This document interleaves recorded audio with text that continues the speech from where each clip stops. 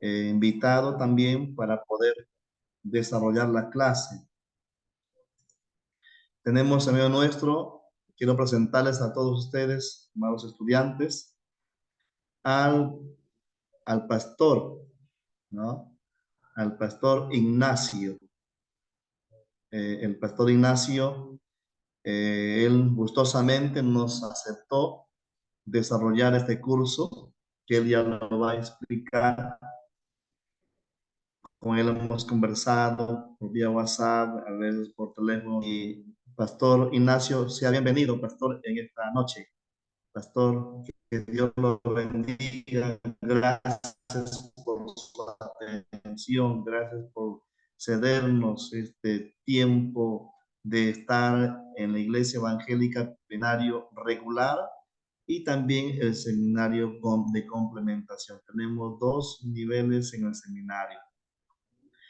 Y gracias, pastor, y de tomar este curso, tenemos en este programa regular a nuestros hermanos estudiantes que ellos están ingresando por primera vez a un estudio así de este tipo de teológico, ¿no? Seminario. Ellos, algunos no han pasado por un instituto bíblico, están recién ingresando y creemos que usted con toda la didáctica, lo que Dios le ha bendecido, podrá llevar adelante este curso juntamente con los alumnos en una plena coordinación y comprensión. Pastor Ignacio, le doy la bienvenida y los alumnos están aquí también para poder ya presenciar este curso. Y yo pues ya quiero dejarle a usted para que pueda saludar y presentarse y también al mismo tiempo la continuación de la clase del curso, pastor. Pastor, Dios le bendiga, buenas noches. Saludo a los alumnos y también les dejo la dirección a ustedes para que pueda contar con el curso. Gracias, pastor. Muy buenas noches con todos. Gracias por la oportunidad que el Señor nos da de poder estar en el seminario, en fin, de contribuir, pero a la vez también aprender. Todos estamos en este proceso de aprendizaje y nunca dejaremos de aprender, por más que avancemos académicamente, ¿no? Siempre tenemos que mejorar, dado que Dios está demandando en este tiempo un servicio en competencia. Mi nombre, como ya lo dijo el pastor, soy el pastor Ignacio Miranda García. Estoy sirviendo en la Asamblea de Dios del Perú. Por la gracia de Dios estamos también en la región Lima Noreste como administrador del seminario de las asambleas. Y Dios ha permitido que podamos estar en esta oportunidad para poder compartir un curso que creo que es relevante y sumamente importante, ¿no? Que es métodos de la investigación bíblica. Entonces, queremos aprovechar el tiempo a ver quienes estamos presentes, a ver si se vayan presentando para poder conocerles, para saber quiénes son. Ok. Uh-huh. Le dejo, pastor, la conducción. Le he hecho a usted anfitrión, pastor. Usted tiene el Sí, manejo y control del Zoom, pastor. Gracias. gracias, pastor, muy agradecido. Entonces, a ver qué tal si nos presentamos. Yo ya me presenté, ahora le toca a ustedes. A ver, voluntariamente. Pastor Ignacio, Dios le bendiga. Le saluda de este lado su hermana Lady Delgado Marín. Soy de la ciudad de Lima. Pertenezco a la congregación Jesucristo Rey de Gloria, aquí de San Juan del Lurigancho. Y bueno, para mí pues es un privilegio que en esta oportunidad Dios nos da para que usted nos pueda pues dar las enseñanzas, ¿no? Y las riquezas espirituales que el Señor pues a usted de una u otra manera le ha venido mostrando. Amén, pastor, muchas gracias. Bendiciones, mi hermana Lady. Amén. A ver, ¿quién continúa? Por dedocracia voy a nombrar.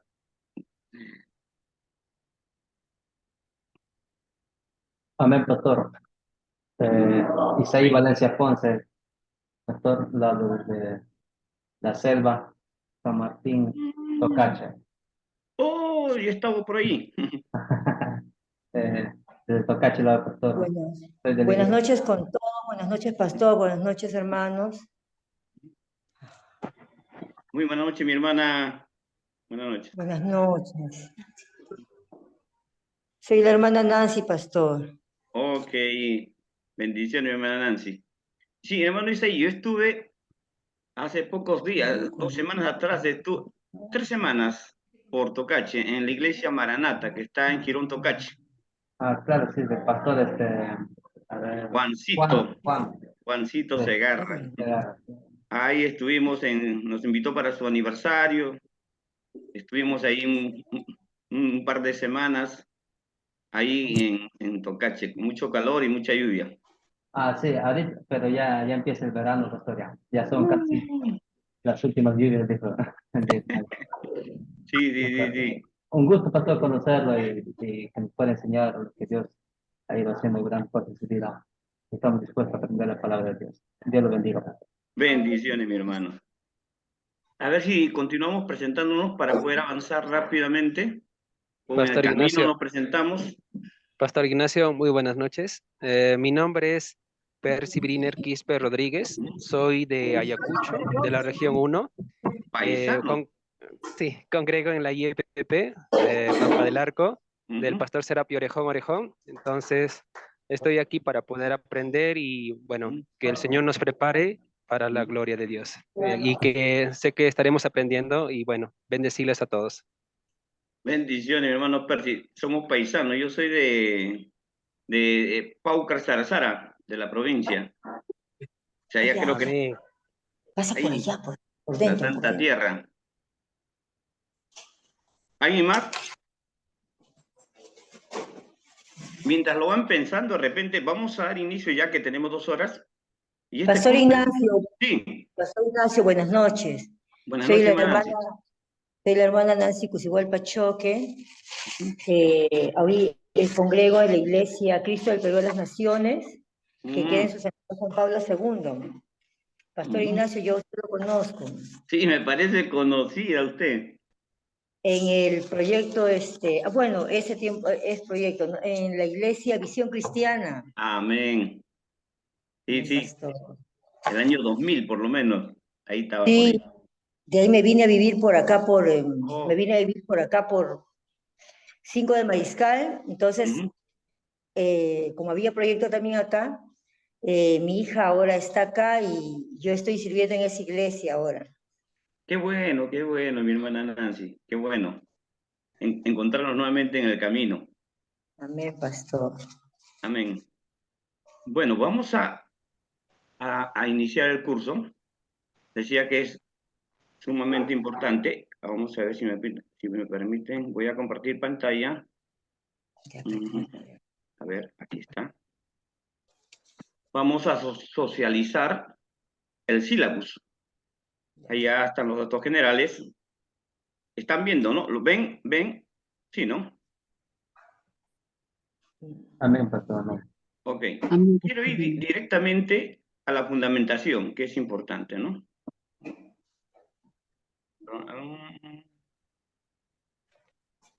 A ver. Ya. Básicamente quiero resaltar lo siguiente, ¿no? La Biblia es el medio en el cual Dios se ha revelado a la humanidad y es el fundamento de nuestra fe. En ella encontramos lo que es la voluntad de Dios para la humanidad. Ahora, como centro, la Biblia se constituye como el derrotero en el camino, en el trabajo de la iglesia, y también es el alimentador de nuestra fe. Entonces es importante establecer caminos que permitan analizar el texto bíblico de manera responsable. O sea, ese es el primer punto que tenemos que considerar. Para analizar el texto bíblico o hacer una investigación bíblica, tiene que haber este principio de responsabilidad. Para no hacer que el texto pueda decir cosas que no dicen o manipular el texto según nuestra conveniencia. Entonces uno tiene que ser responsable y también acercarse con bastante respeto, ¿no? A fin de obtener una interpretación bíblica que nos permita una aplicación pertinente y contextual. Cuando hablamos pertinente, es decir, que sea relevante según la necesidad de la iglesia, según la necesidad de nuestra sociedad. Cuando hablamos de manera contextual, estamos manifestando de que tiene que, aterrizar en nuestra realidad. O sea, la palabra de Dios tiene que aterrizar en nuestra realidad, en nuestro contexto de vida, ¿no? Y hay un pasaje bíblico que es conocido por ustedes, 2 Timoteo 2:15, que dice: procura con diligencia presentarte a Dios aprobado, como obrero que no tiene de qué avergonzarse, que usa bien la palabra de verdad. Entonces, son las recomendaciones preliminares, pero también aquí estamos fundamentando, ¿no? ¿Por qué es importante llevar este curso, ¿no? Es importante porque la Biblia, palabra de Dios, es nuestro fundamento, ¿no? De nuestra fe, de nuestra razón de ser como iglesia, ¿no? En ella encontramos también la voluntad plena de Dios para la humanidad.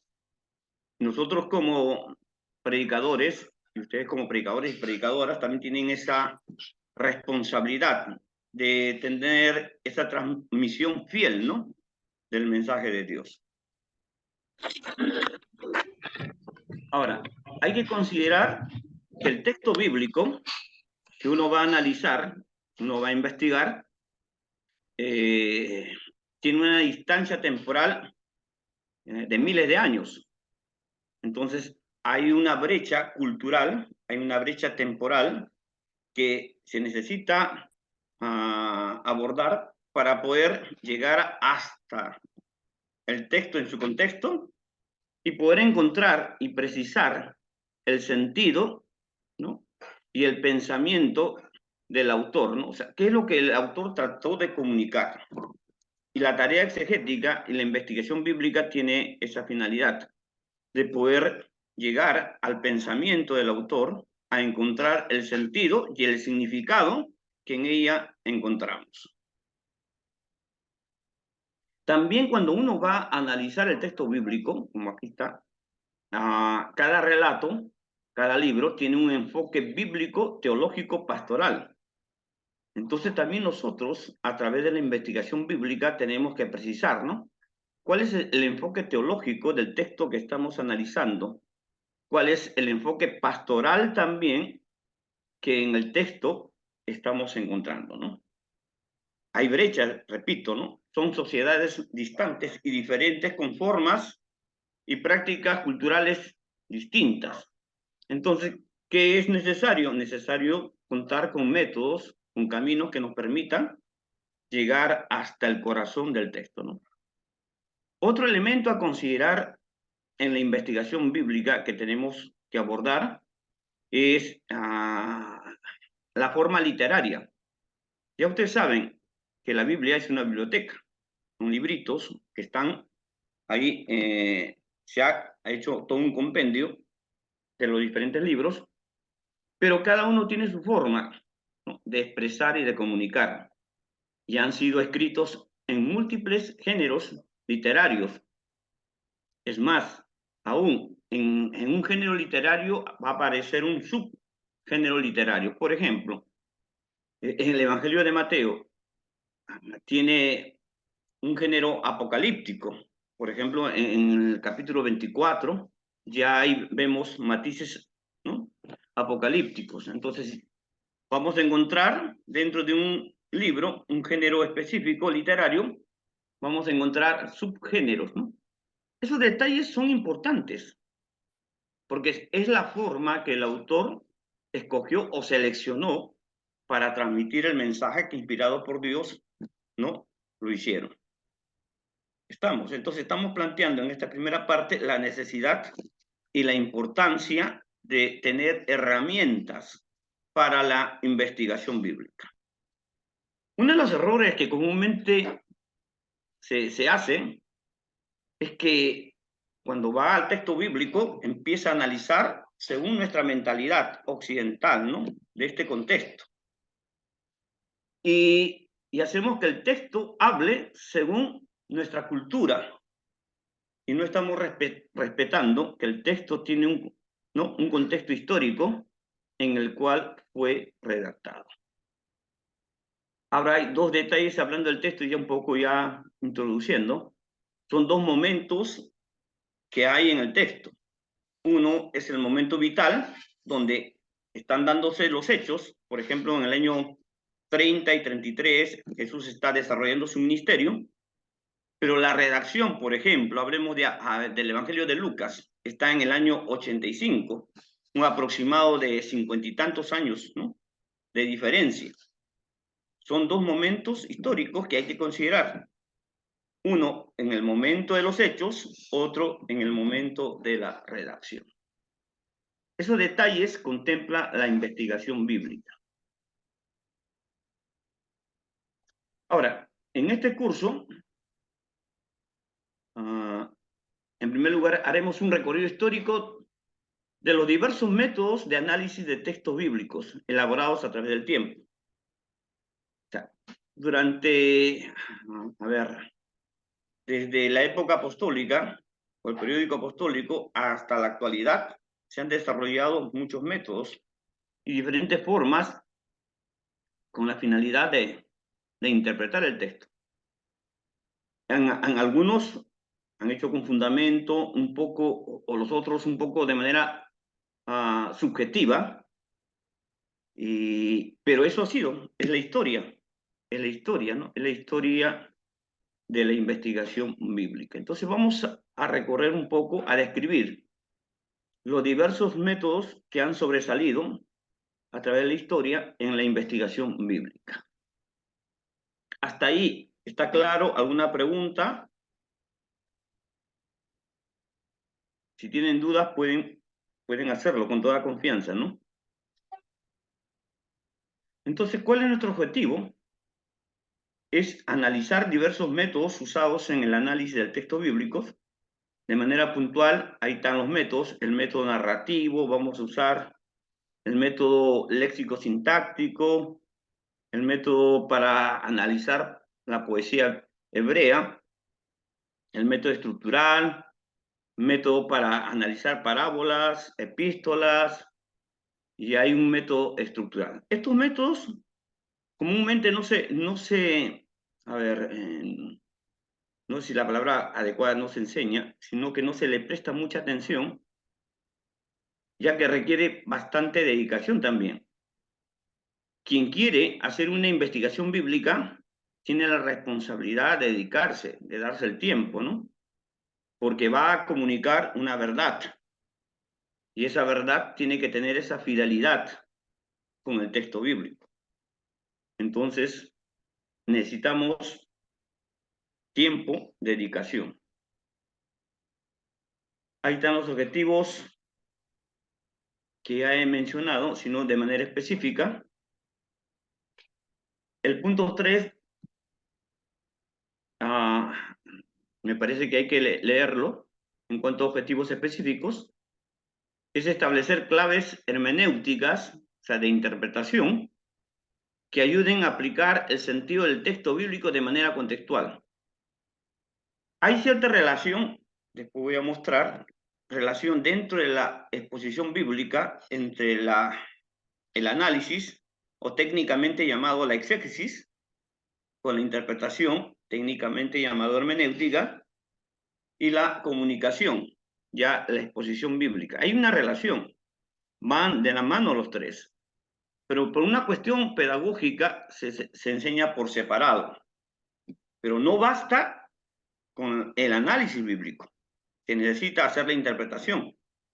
No basta con la interpretación, se necesita aterrizar, ¿no?, en un producto elaborado, ya sea una tesis, una prédica, un ensayo, un artículo, dependiendo, ¿no?, ya de cada uno.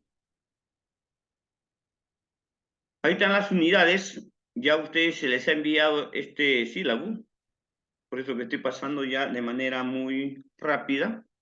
Asumo que ustedes ya lo han leído. Entonces, en esta primera parte vamos a hacer una introducción, ¿no?, un mapeo sobre los métodos de la investigación bíblica, su importancia. Vamos a describir también qué es la exégesis y la hermenéutica. Y también vamos a hablar un poco del texto y su delimitación. Eso vamos a hablar, ¿no? No sé si ya ustedes han llevado el curso de hermenéutica. No, ¿Lo han pastor. llevado? Todavía. No. Vale. Ok. Entonces aquí va a haber un adelanto, un aperitivo. Son 8 sesiones que vamos a tener. Ya en el sílabo, repito, que les he enviado, está descrito, ¿no? La metodología, dada que es de manera virtual, tiene que ser dinámica, tiene que ser práctica e instrumental. Es decir, a generar y agenciar recursos, herramientas, para que les ayude, ¿no?, en su trabajo ministerial. Ahora, es participativo, ¿no? Cada uno tiene que aportar. En la participación está la construcción del conocimiento, ¿no? Todos aprendemos si todos participamos. Si no participamos, siempre va a haber vacíos en el aprendizaje. La evaluación. ¿Cómo evaluar? Aquí está, ya ustedes saben, ¿no? La nota mínima es 11. Intermedio, 15. Nota máxima, 20. Yo creo que ustedes están aspirando al 20, ¿no? No creo que estén aspirando a pasar con las justas o con un 15. Creo que firmemente que cada uno que opta y decide prepararse en un centro de estudio teológico, lo hace porque tiene el llamado de Dios y quiere servir a Dios de manera excelente. Entonces, en la primera parte, en el primer ítem de evaluación, vamos a ver la parte teórica, ¿no? Si realmente conoce el marco teórico de los métodos. En los ejercicios y en la intervención en clase se va a evaluar. También las intervenciones son calificadas. Y también el cómo hemos procesado los conceptos teóricos que se ha asimilado, cómo lo procesamos, ¿no?, en nuestra realidad, cómo aterrizamos todo lo que hemos aprendido o estamos aprendiendo en nuestra realidad. Por último, también vamos a evaluar la parte ética, ¿no? No digo comportamiento, sino cómo se desarrolla en medio de la clase. Y por ahí ya está una referencia sugerida bibliográfica al respecto. ¿Alguna pregunta sobre el sílabus? ¿Sobre la ruta del curso? ¿Algo más que se quiera añadir?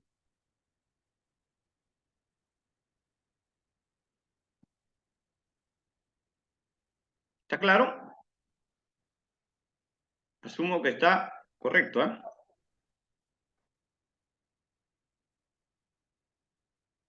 A ver.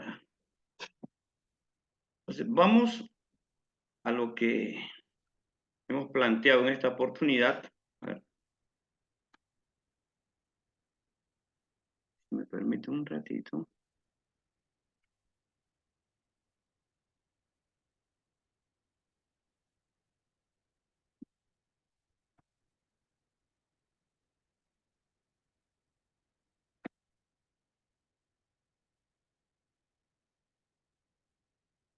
Ok. Ya ustedes saben, el curso es Métodos de Investigación Bíblica, básicamente métodos exegéticos. Quiero que le presten atención seriamente a la siguiente diapositiva, porque esto es importante. Este es el proceso en la elaboración de una exposición bíblica, o diríamos dentro de lo que, a ver, es la investigación. Son 3 etapas muy marcadas, pero cada etapa tiene un procedimiento que hay que considerar. Está la parte exegética, que es la primera etapa, la parte hermenéutica, que es el segundo paso, y luego la exposición bíblica. Las 3 etapas van de la mano. están vinculadas. No se puede prescindir de una de ellas, sino los tres van de la mano. A ver, en la primera etapa estamos hablando de lo que es el análisis, la investigación en sí.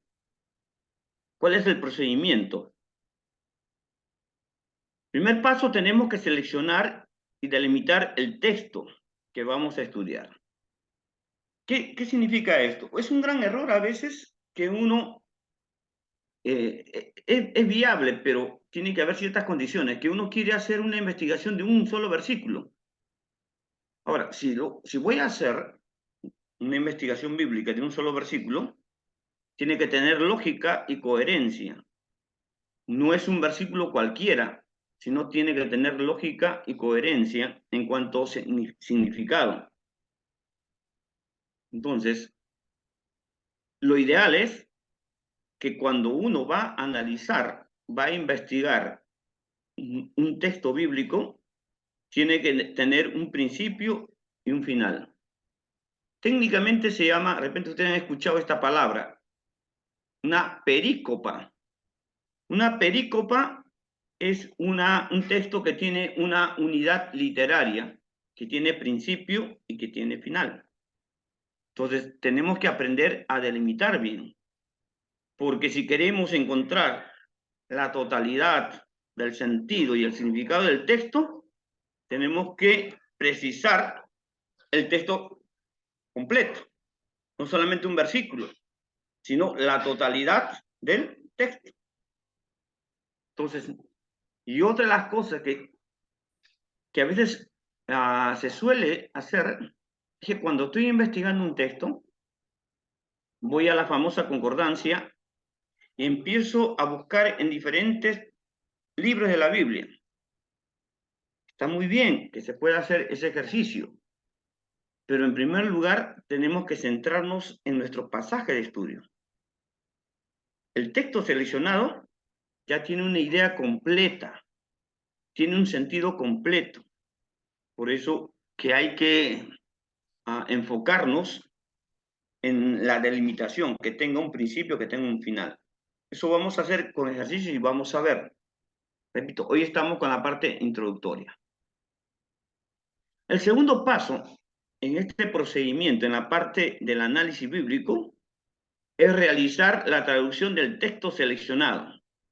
Lo ideal es que ya tengamos dominio básico e instrumental del hebreo y del griego para poder trabajar desde el idioma original.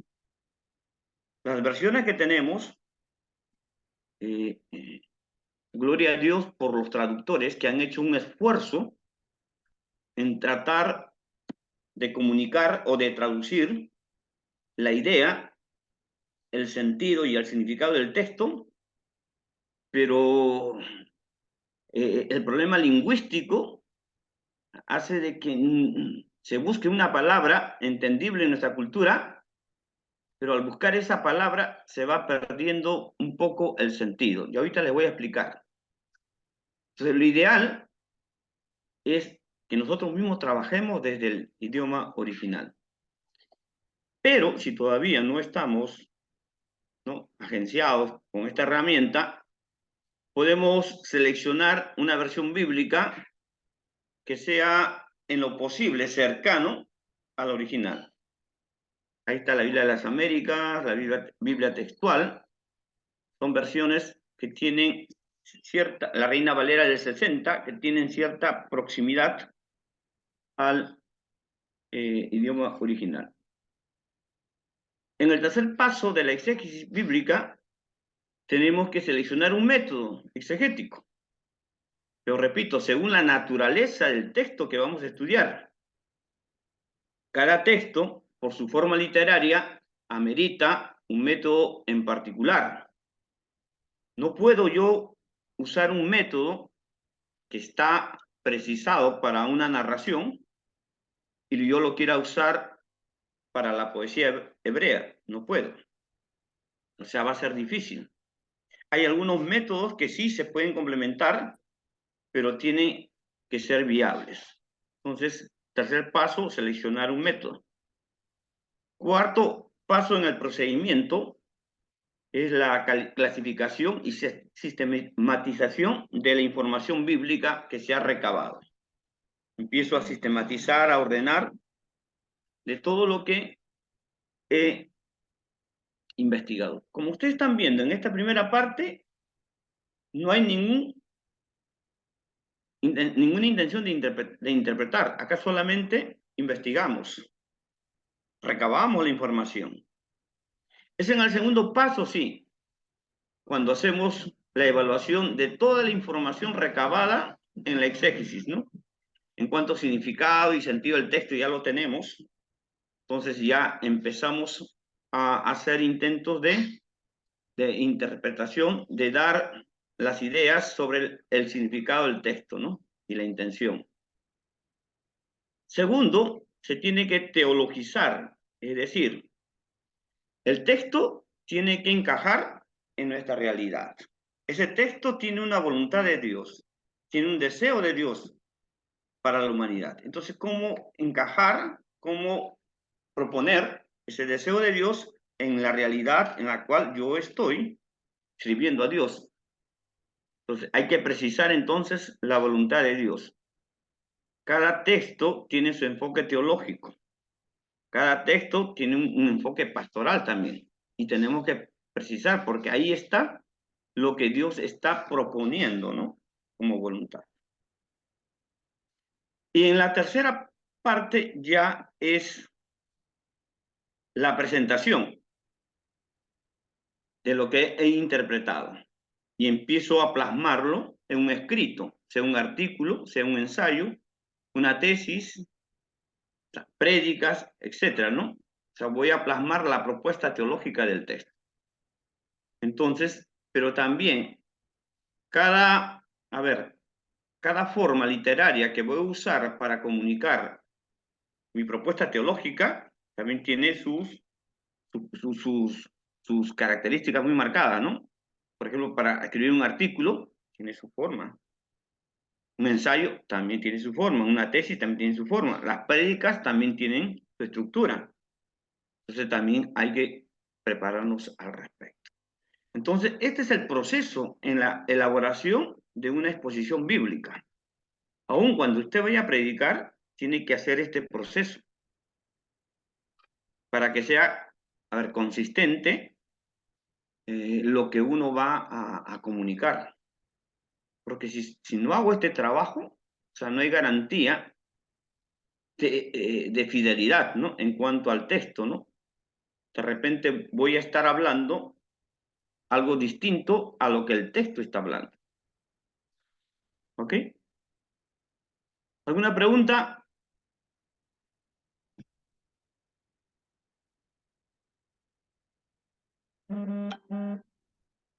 Si no preguntan, al final tomo examen, ¿ah?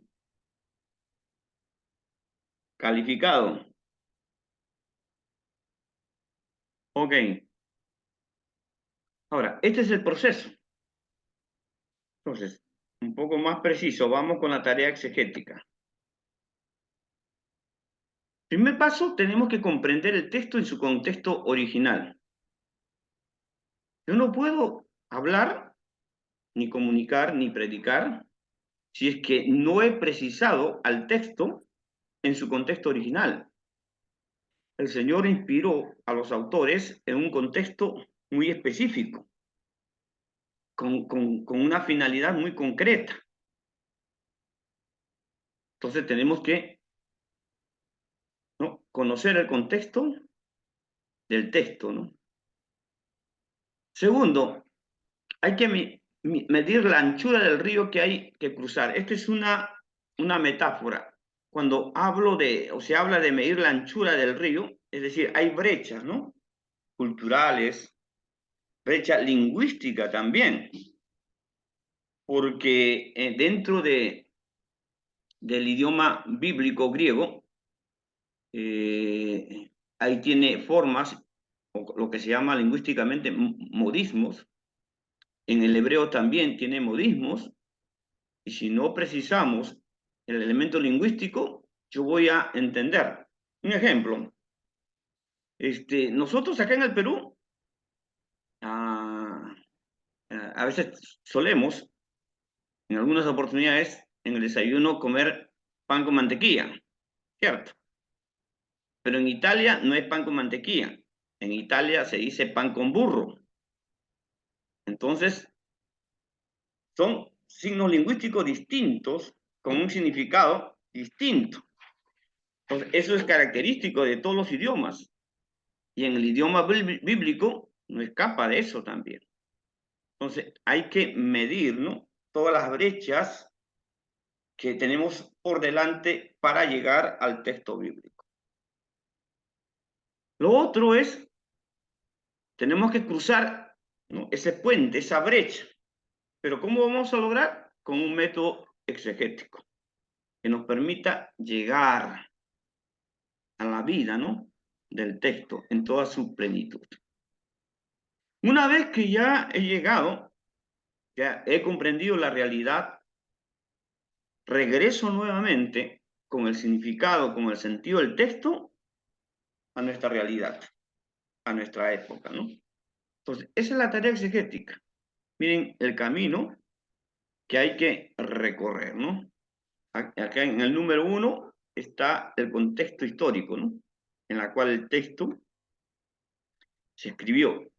El número 2, acá está la brecha, ¿no? O sea, el abismo que nos separa, la temporalidad, la cultura, el lenguaje y otros factores. Tercero, ahí está el puente, un método que nos permita llegar hacia el texto en su contexto histórico. Y 4, regresar a nuestra realidad para proponer teológicamente alternativas que ayuden a la humanidad a vivir en armonía con Dios y en armonía entre seres humanos. Mira la importancia, le decía, de la investigación bíblica. Hay un pasaje bien conocido que ustedes saben, Juan 3:16, que dice, porque de tal manera amó Dios al mundo, que ha dado a su Hijo unigénito, para que todo aquel que en él cree no se pierda, mas tenga vida eterna. Eso dice en la traducción Reina Valera. Pero en el original, que está la parte inferior, esos garabatos que ustedes ven, es la escritura en griego.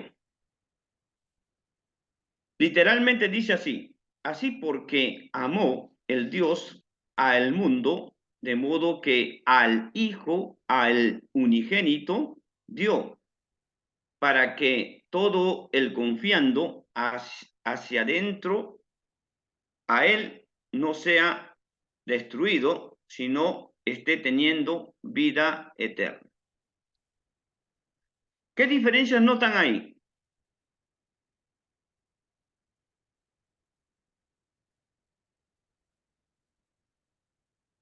Entre la traducción Reina Valera, que está acá en la parte superior, y la traducción original.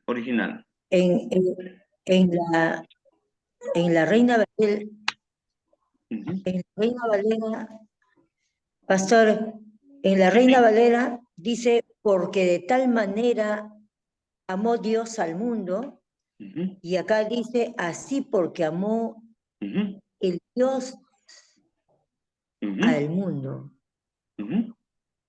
¿Y por qué pone esta preposición, digamos, después, no? Sí. Porque sería, porque así amó Dios, ¿no? Cuando, una característica del idioma en el griego, cuando ponen a veces preposiciones antes que un sustantivo, antes que una afirmación, es un indicativo que el autor quiere resaltar la importancia, y es por eso que pone antes. Mire, para ir de manera concreta, a ver, ¿cuál es la diferencia para ustedes? Por ejemplo, que aquí en la Reina Valera dice todo aquel que en él cree. Y aquí, para todo el confiando. En realidad, a ver, para entendernos un poquito, la fe, pisteu, en griego, significa confianza. O sea, literalmente significa confianza. Confiando, confiando, confianza. Ya. ¿Pero por qué confiando? Y atento. ¿Cuál es la diferencia entre confiando y en él cree? La diferencia, cuando usted ve la parte de arriba, da la impresión que es un verbo en futuro, ¿no? Todo aquel que en él cree. Da la impresión que uno, a ver, crea una sola vez y después ya no hay más compromiso. En cambio, cuando usted va al original y pone ahí y se topa con este verbo confiando, es un verbo participio presente, en el griego voz activa, que indica una acción continua, permanente. Entonces significa, todo el que está confiando constantemente y no de vez en cuando, no se va a perder, no será destruido. Entonces, la responsabilidad de ser fiel a Dios de manera continua, no de manera esporádica. Porque cuando uno empieza a interpretar desde la versión que hemos leído, da la impresión de que el acto sea una sola vez, creo y listo, ¿no? De esto a veces se apoyan los presbiterianos, ¿no? Que creen en la predestinación, que dicen, no, si yo he creído una sola vez, ya tengo asegurada la vida eterna, o sea, pase lo que pase, porque lo que Dios da, Dios no lo quita. Miren sus postulados teológicos. Pero el texto ya en el original nos da más luces cuando dice el confiando, que implica una confianza de manera permanente y continua. Entonces, en la investigación bíblica demanda de esta tarea. Les animo, en el momento que van a llevar idiomas, pongan todo su empeño para que puedan hacer traducciones, puedan hacer una interpretación desde el texto original.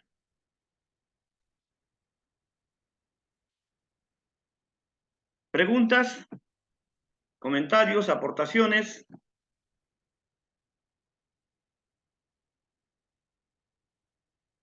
Nuevamente afirmo de que la participación es calificada. Si no participamos, no van a tener nota.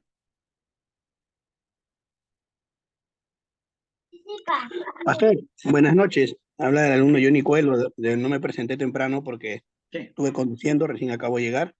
Hace unos minutos me he ingresado a la clase. Pastora, respecto al tema que usted está hablando, pastor, me queda una incógnita, ¿no? O sea que, A ver. por ejemplo, yo en la iglesia utilizo bastante la versión Reina Valera, pero ahora viendo la que me está mostrando usted, que es el original, o sea, se encuentran diferencias, como lo que usted está explicando, ¿no? Que es un en tiempo futuro y uno continuamente. Entonces, ¿cuál es la recomendación? De pronto, ¿no?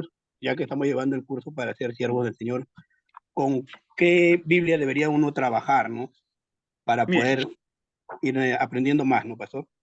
Ya. Como decía, la Reina Valera tiene cierta fidelidad, pero por un problema lingüístico, a veces, por ejemplo, si voy a poner en nuestro idioma, ¿no? Para que todo aquel el confiando no se pierda. Entonces, estéticamente, lingüísticamente, no da, ¿no? Entonces, se busca palabras que tengan cierta afinidad o proximidad al sentido. Entonces, ahora, ustedes ya que están estudiando, yo les recomendaría que puedan, a ver, la Biblia interlineal, hay Biblias interlineales, por ejemplo, Francisco La Cueva, del Nuevo Testamento, a Ricardo Cerny, del Antiguo Testamento. Entonces pueden apelar a esos recursos momentáneamente, usando la tecnología en la actualidad. No sé si ustedes han escuchado el programa Eastward. El programa Eastward trae con un promedio de 60 Biblias. Dentro de ella hay interlineales. Y también está el famoso diccionario Strong. Entonces, uno ya tiene, a ver, en la actualidad, tiene posibilidades, ¿no?, de estos recursos. O sea, Biblias interlineales, Francisco Lacueva en el Nuevo Testamento, Ricardo Cerny en el Antiguo Testamento, que son 4 tomos del Antiguo Testamento porque es en hebreo. Entonces, ahí ya está traducido. Cuando ustedes ya manejen el griego, ya ustedes pueden hacer su traducción. Hay programas también, el Bible World, que también me da, a ver, toda la Biblia del Nuevo Testamento, perdón, la Biblia, sí, en el Antiguo Testamento en hebreo y el Nuevo Testamento en griego. Entonces, hago un clip, ahí me sale el análisis gramatical, la palabra raíz para hacer la traducción. Entonces, lo que le estoy presentando es el horizonte, hacia dónde tiene que llegar, para realizar una investigación bíblica seria, responsable, pertinente y contextual.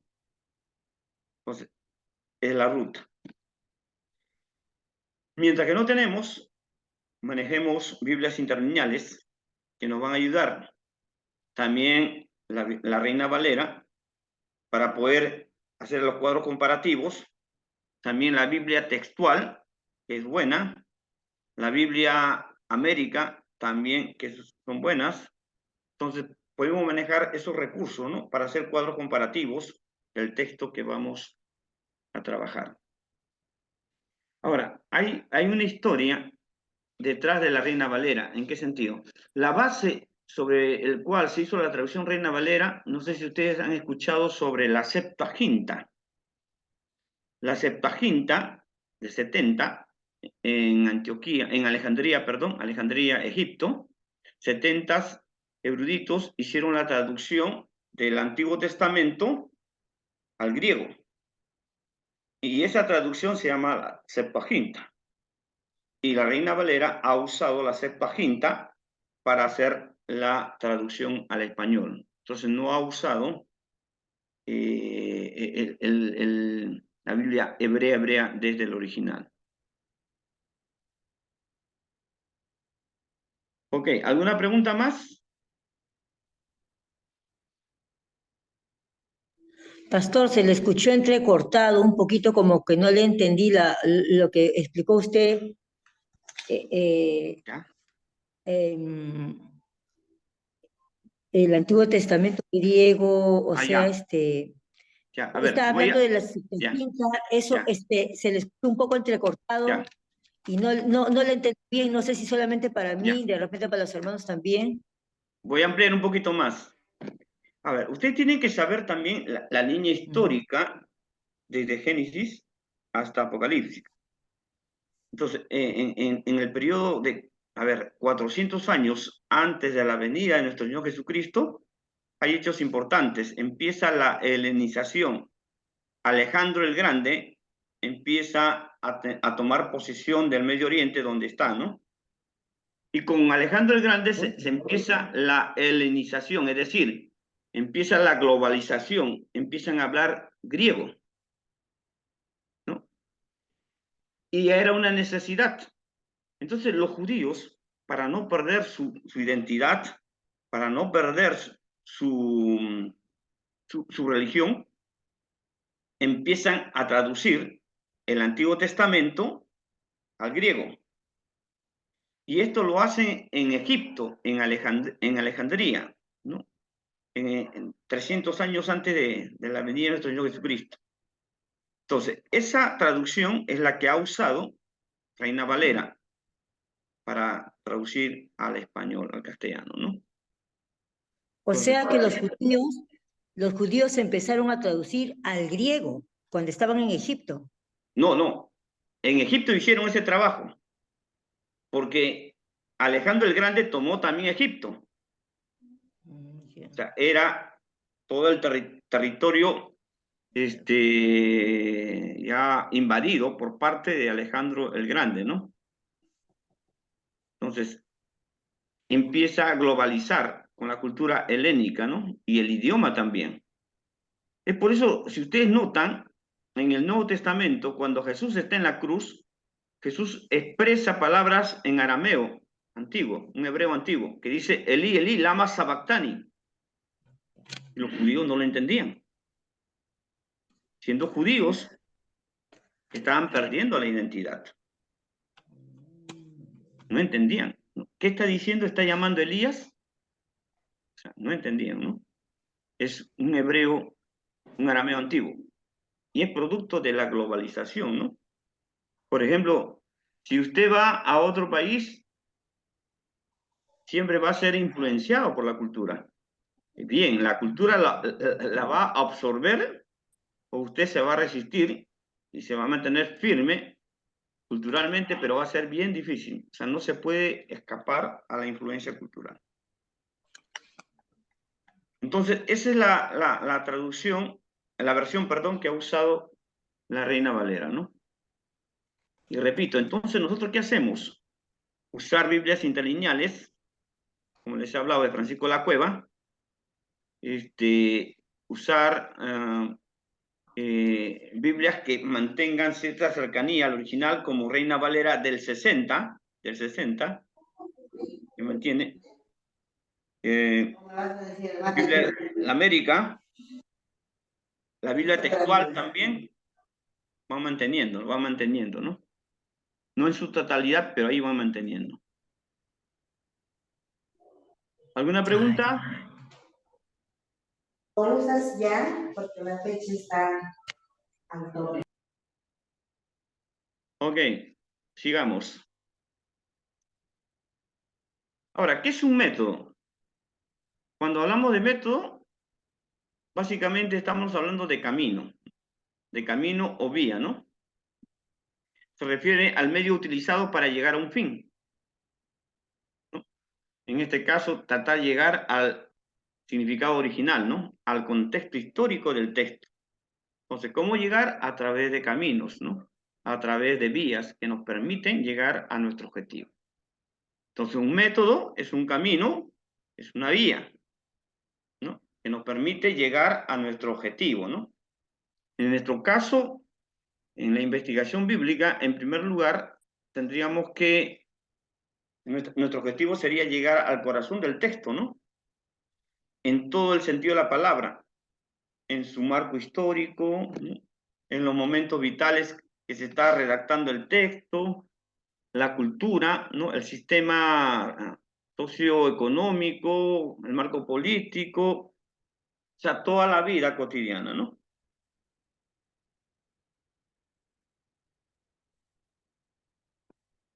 Ahora, los métodos para analizar el texto bíblico son instrumentos que nos permiten alcanzar, repito, el sentido y el significado vital del texto bíblico. Considerar los elementos que le dan vida, ¿no? Su transmisión, su unidad literaria, su estructura, su tejido, su historia, su origen, su formación, su lenguaje, su cultura. Cuando hablo de tejido, es que el texto en el latín es textum, ¿no? Y significa tejido, ¿no? Es una construcción, ¿no? Que tiene sentido, que tiene lógica. O sea, los autores no usan palabras por usar, sino usan aquellas palabras que le den cercanía y que le den la posibilidad de dar al 100% su pensamiento, ¿no? Lo que quieren comunicar.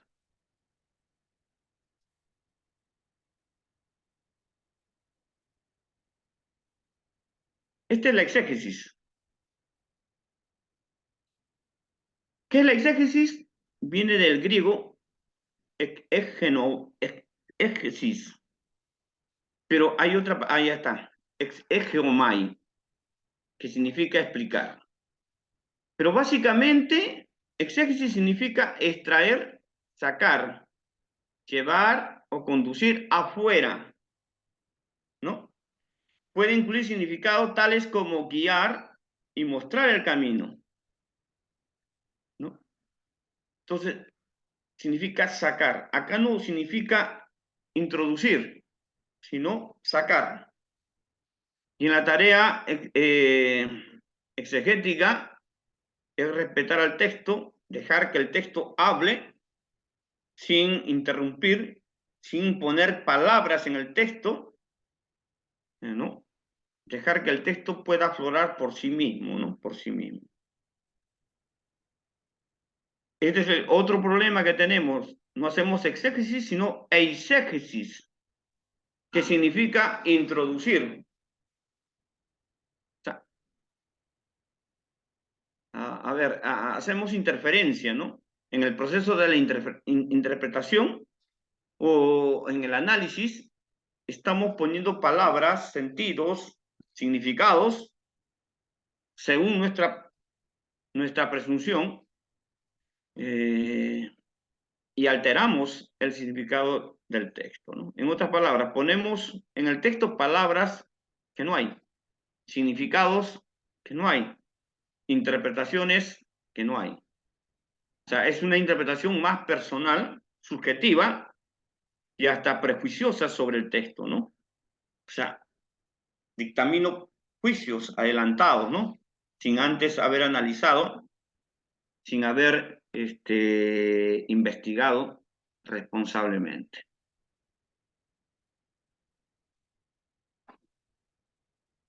Estos son los métodos a desarrollar: método narrativo, método para poesía hebrea, el método léxico-sintáctico, método para analizar parábolas, un método para analizar epístolas y el método estructural o quiásmica. Entonces son los métodos que vamos a analizar. Ok, comentarios en esta primera parte. ¿Cómo ven la ruta del curso? Muy denso, muy complicado, muy profundo. A ver, compartan. Pastor, buenas noches. Mi nombre es Susi Terrones. Sí, mi hermana. Lo que es interesante, más que nada porque eso nos va a ayudar a poder mejor, tener una mayor amplitud, ¿no? En el momento de explicar a los hermanos, a veces cuando nos da la oportunidad de poder enseñar, y también para uno mismo también, ¿no? Como que a veces entendemos de una sola manera, tal vez literalmente o tal como está, pero a veces cuando ya comenzamos, como dice la palabra, a escudriñar, ver más allá de lo que tal vez entendemos, haciendo la investigación, es como usted dice, el contexto, tratando de ver ahora también usando las Biblias interlineales, ¿no? Porque van a ayudar más allá, como que ahí en el texto nomás que usted enseñó de Juan 3:16, vemos que con eso nomás enseñando podíamos ampliar más, ¿no? Dando esas diferencias, ¿no? Entonces, es bien bonito, tal vez se puede decir, de poder aprender ello, ¿no? Y eso que usted hablaba de eisegesis, de introducir, eso es lo que no debemos hacer, pues, ¿no? Y que muchas veces hay iglesias o las sectas más que nada ahora que salen, que tratan de hacer, ¿no? De una mala praxis, se puede decir también, de la enseñanza, ¿no? Y a muchos confunden, ¿no? Entonces, por ese lado, sí lo veo interesante para poder aprender y poder enseñar también a otros, ¿no? Es cierto, gracias mi hermana Mari. Por ejemplo, a ver, le voy a comentar una interpretación, quiero sus comentarios. En una predicación se escucha, a ver, en el relato de David y Goliat, que David usó 5 piedras, y una de las piedras fue la que eliminó a Goliat. Pero esas 5 piedras representan a los 5 ministerios. Encontramos en Efesios 4:11. Son los ministerios que el Señor ya estaba proyectando. ¿Qué dicen ustedes?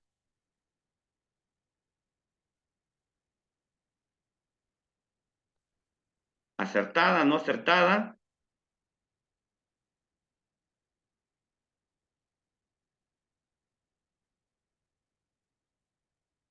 A ver, otro texto. Dice, las mujeres callen en la congregación, no les permito ni que enseñe a varón alguno. ¿Cómo entender ese texto? Ahora, ahí no será de acuerdo al contexto en el cual se encontraba, a diferencia de ahora, ¿no? Que siempre la mujer ha estado en ese tiempo relegada, ¿no? Ni aún le permitían entrar a sinagogas, tampoco, ellos tenían que mirar de lejos. Muchas veces dice que los sacerdotes ni siquiera le podían hablar, ¿no? En medio público, es decir, el contexto en el cual se encuentra era muy distinto a lo que ahora tenemos, ¿no? Creo yo por eso. Claro, esa sería una respuesta. Pero ¿por qué Pablo, si ya Pablo ha tenido ese encuentro con el Señor, encuentro de transformación, que él habla de nueva criatura, ¿por qué afirmar? Es un escrito de Pablo, ¿no? Dice, no les permito que enseñen en la congregación, que callen. Y literalmente algunas denominaciones la toman así. Por ejemplo, a ver, mejor no digo, de repente puedo herir susceptibilidades, mejor me quedo callito. Pero en algunas congregaciones literalmente las toman.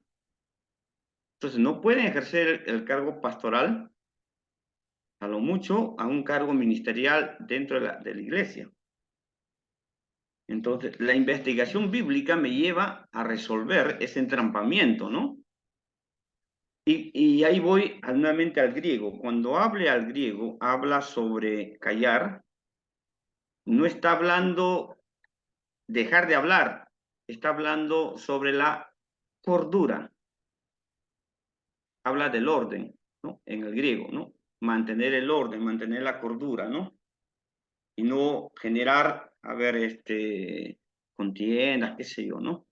Entonces, fíjense, dentro del griego hay varias posibilidades que uno tiene para poder hacer traducción, pero tiene que hacerlo como según el contexto, ¿no? Según cómo se está desarrollando el texto, ¿no? Como de qué está hablando, ¿no? Entonces uno ya va entendiendo. Entonces, ahí va a haber mensajes y mensajes que se va a hablar según como yo entienda, ¿no? Como yo entienda, sin verificar, sin haber investigado, sin haber propuesto. Entonces, sin responsabilidad. Entonces, desde aquí ya estamos planteando, ¿no? Un principio, ¿no? Pastor, Sí, pastor, una consulta. a ver. O sea que para yo poder tener respuestas, para yo poder tener respuestas, tendría que, o sea, tener las Biblias interlineales que usted dice, o la Biblia que nos estaba recomendando sobre Ricardo Cerna y Cerny, Cerny, ¿no? Y el otro, ¿cómo se llamaba, pastor? Francisco La Cueva. Francisco La Ya, Cueva. o sea, tendríamos, Francisco La Cueva, o sea que tendríamos que poder tener, para poder tener respuestas Claro. más concretas. No, ¿Sí? no tanto, sino es, a ver, el texto en el griego y en el hebreo nos permite tener de primera mano el pensamiento del autor. Pero ahora, ¿cómo interpreto ese pensamiento, ¿no? Esa intención, tengo que usar un método, ¿no? Si es una narración, por ejemplo, uso el método narrativo. Entonces, eso me va a ayudar a entender lo que el autor quiso decir realmente. Si bien no se puede ir al 100% de manera objetiva, porque tenemos todo, como hablan los sociólogos, toda una carga ya en nuestro imaginario, ya tenemos ya principios y fundamentos muy establecidos, lo cual está muy bien, pero al texto tenemos que ir con respeto, ¿no? No hay que hacerle hablar cosas que no dice el texto. Aunque a mí me parece, yo tengo que investigar y realmente ahí verificar si lo que yo estoy pensando realmente era lo que dice el texto, ¿no? Entonces, los métodos nos van a ayudar a eso. Los métodos nos van a ayudar a eso. Como primer paso hemos dicho, tener el texto bien delimitado. Es como tener, a ver, la carne del lomo, ¿no? Del lomo, pues que no me den otro tipo de carne y me dicen que este es lomo, no. El lomo para empezar a hacer el lomo saltado.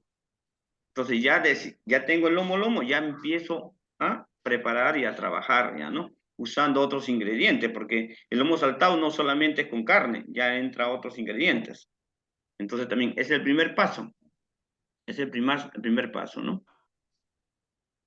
O sea que aparte de la que yo pueda tener, yo tengo que tener otro libro de investigación, otro libro, ¿no? Métodos, sí, materiales, pero nosotros vamos a trabajar esos métodos aquí. Ya. Entonces, el examen final va a ser, a ver, que cada alumno desarrolle un método con un texto bíblico específico. Entonces, ya con todas las pautas, con todas las indicaciones que se le ha brindado durante el curso, el alumno ya está capacitado como para poder hacer ciertas interpretaciones, ¿no? De manera coherente y con argumento, que es lo más importante, ¿no? Con argumento sólido, consistente. Ok. No se preocupe, estamos recién empezando. Todos tenemos que llegar al final. A ver, otra. Por aquí lo tengo. A ver, un ratito.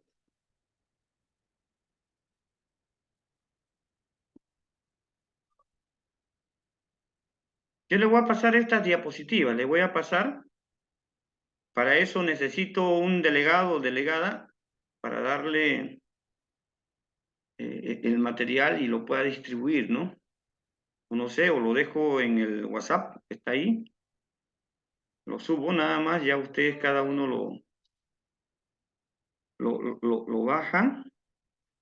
Ya depende de ustedes, ¿no? Pero les voy a pasar el material. Un ratito para ver.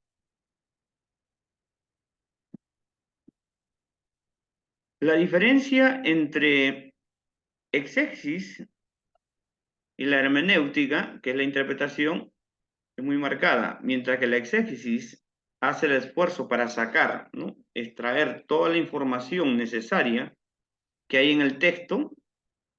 La hermenéutica se preocupa en interpretar, ¿no? En encontrar el enfoque pastoral, bíblico y teológico. Repito, mientras que en la parte exegética uno saca, ¿no? Recaba toda la información que tiene en el texto bíblico, no interpreta, solamente saca y va descubriendo. En la hermenéutica ya interpreta, evalúa, ¿no? Valora toda la información que se ha recabado y precisa ahí el enfoque bíblico, teológico y pastoral que en ella hay, ¿no? Entonces ya, una vez que tengo la interpretación, pero con base, pues, ¿no? Porque ya he investigado, ¿no? He analizado. Entonces ya con base puedo comunicar y transmitir. Pero si no he investigado y solamente empiezo a interpretar, ¿no? Solamente de manera subjetiva, creo que no tiene asidero, ¿no? Por ejemplo, ¿no? Una interpretación subjetiva, ¿cuál sería? Por ejemplo, si mi hermana, a ver, no hay Juanita, ¿no? Allá. Si mi hermana Juanita se enferma, pues digo, cometí un pecado, pues. Están dando chueca, ¿no? Por algo será, pues, ¿no? De manera subjetiva. Como en la antigüedad, en la época de Jesús, las viudas eran mal vistas. ¿Por qué? ¿Qué pecado habrá cometido que se lo ha llevado la esposa? Pues, ¿no? Ahora, pues. Entonces, esas maneras de interpretar es en base a prejuicios, no en un sustento bíblico.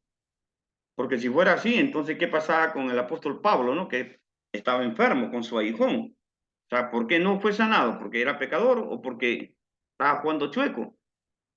¿No? ¿Y qué le dice el Señor? Bástate con mi gracia, nada más. Hay cosas que están en la voluntad y en los designios de Dios, ¿no? Que tiene Él en su soberanía de establecer cosas, ¿no? Pero no necesariamente el estar enfermo es producto de que estoy andando mal, ¿no? Puede ser también mi negligencia. O sea, no estoy cuidándome, no estoy viendo por mi salud y también por ser negligente. O sea, ocurre, ¿no? Hay que ser también muy sabios. Por ejemplo, ¿no? Algunos dicen, no, Dios nos guarda, Dios nos protege. Está correcto, pero tengo que ser juicioso, pues. Por el hecho que Dios nos guarda, que sus ángeles acampan alrededor de mí, No voy a tentar a Dios y ¿sabes qué? Me voy a las 3 de la mañana, me voy a la Victoria, pues, ¿no? Donde ahí está la mata. No, porque Dios me tiene que cuidar, pues, ¿no? Porque hay ángeles que cuidan alrededor mío. Entonces, uno tiene que saber interpretar el texto de manera responsable, ¿no? De manera responsable.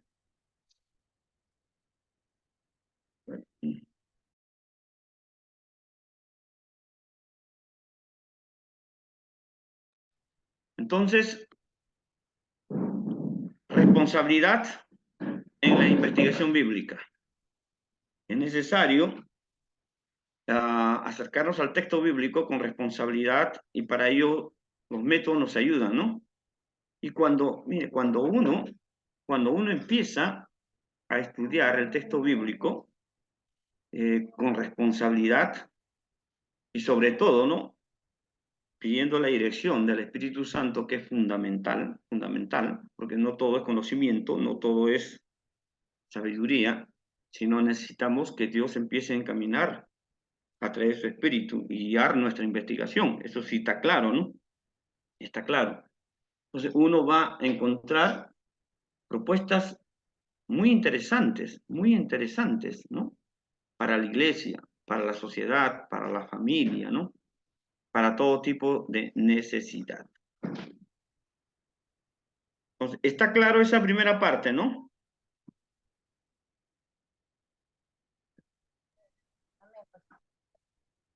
Ok, voy a buscar, aquí tenía un material.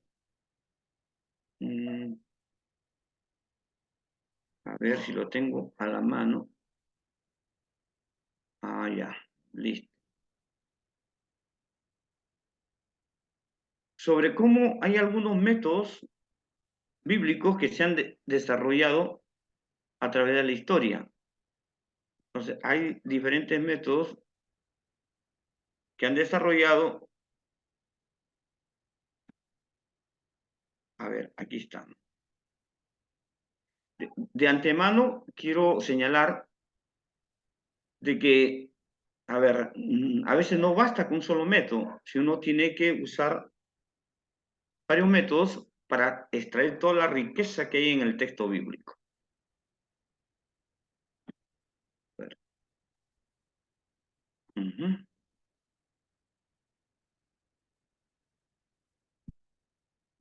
Por ejemplo, van a escuchar en algún momento esto, la crítica textual, ¿no? Un método intenta determinar cuál es la lectura original del texto bíblico. El método requiere el conocimiento de los lenguajes bíblicos, o sea, los idiomas, ¿no?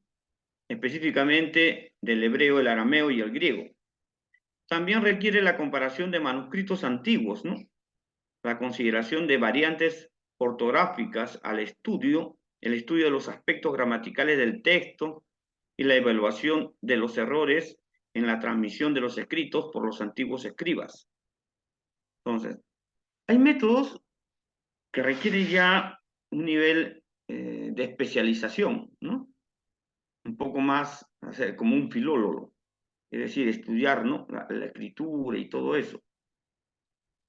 Pero nosotros no podemos caer en la complejidad, sino en lo práctico. Y creo que con los métodos, repito, que vamos a analizar, nos da la posibilidad de interpretar y de analizar. Y ello nos va a ayudar bastante, ¿no? Bastante. Pero hay estudiosos que se dedican a esto, ¿no? O sea, su vida es solamente esto.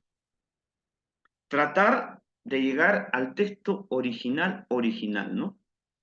Entonces se prepara en el idioma bíblico, pero también en idiomas contemporáneos, ¿no? De aquel entonces, ¿no? Por ejemplo, en la escritura árabe, estamos hablando de idiomas antiguos, no estamos hablando de idiomas actuales. Estamos hablando de idiomas que hace más de 2000 años, son lenguas muertas. Entonces, para ¿no? a llegar a aprender y a conocer el idioma antiguo, o sea, requiere de toda una dedicación. Hay crítica, otro método crítica de las formas, estudia la transmisión oral del texto bíblico. Es decir, en un primer momento no estaban escritos los textos bíblicos, hablamos básicamente del Nuevo Testamento. No estaban escritos, o sea, había la tradición oral. la iglesia se reunía todos los domingos y empezaban a recordar lo que el Señor le había encomendado, ¿no? En la última cena que llamamos.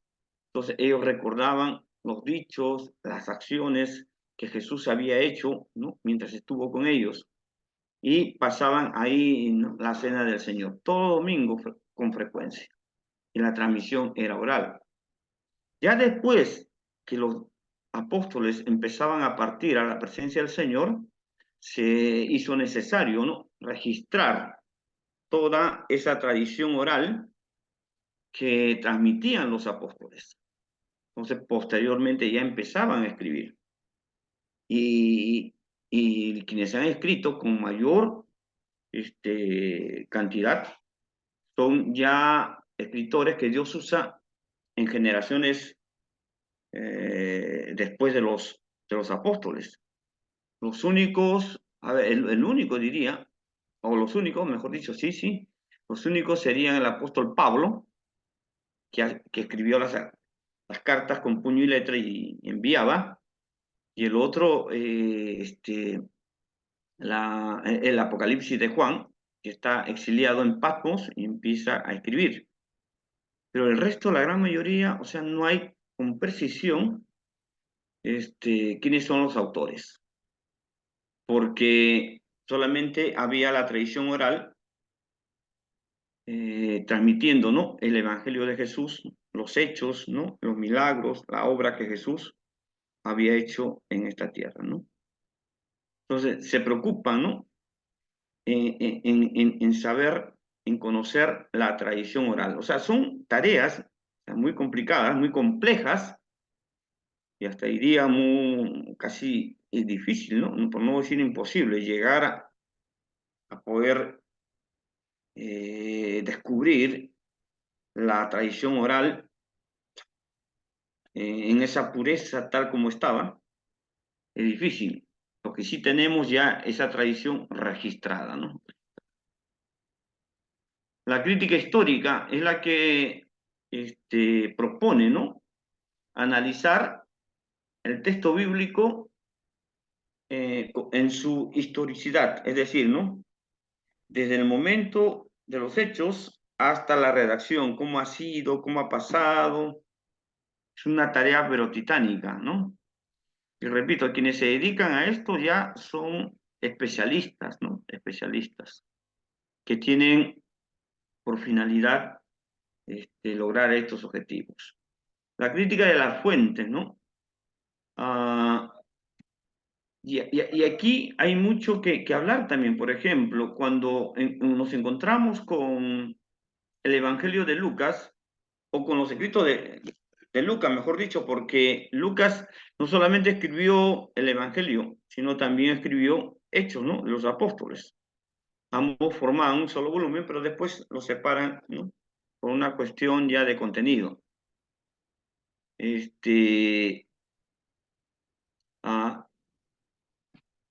Decía que en el tiempo de la redacción, ¿no?, Lucas empieza, como dice el texto bíblico de manera literal, ¿no?, habiendo muchos, ¿no?, a través de la historia, poner en orden, ¿no?, la obra de Jesús, el ministerio de Jesús, ¿no?, la historia de la iglesia. Es decir, ha sido toda una recopilación de datos, de información, ¿no?, todo un trabajo de investigación. Pero en medio de todo esto está el Espíritu de Dios. O sea, es el Espíritu de Dios quien encamina, quien inspira en el corazón de las personas, de los autores, para, ¿no?, escribir, ¿no?, las verdades bíblicas, ¿no? El análisis lingüístico, analizar las palabras, etcétera, que estaba hablando hace rato. Crítica de las religiones, ¿no? O sea, Israel como pueblo de Dios, pero también está en medio, ¿no?, de ciudades paganas, ver cuáles eran las religiones que están en su entorno para encontrar algunas particularidades. Por ejemplo, en el Antiguo Testamento encontramos a la mención de Baal, de Acera, ¿no?, etcétera. análisis estructural, esto sí lo vamos a ver. Cada texto tiene una estructura y eso lo vamos a analizar. Entonces, básicamente, son textos muy complejos que por el momento no creo que sería pertinente tocarlos, porque en este tramo de su preparación teológica no aportarían mucho. Lo que sí aportaría son métodos prácticos que nos ayuden a llegar al corazón del texto, que es nuestra finalidad, y encontrar el significado y su sentido para trasladarlo a mi realidad, ¿no? Al tiempo en el cual vivimos. Entonces, eso nos va a ayudar. Pero solamente quería mostrar y hacer referencia a que hay textos complejos, científicos, que tratan de investigar, ¿no?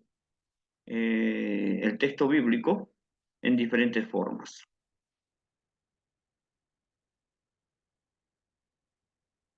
¿Alguna pregunta, comentario, aporte?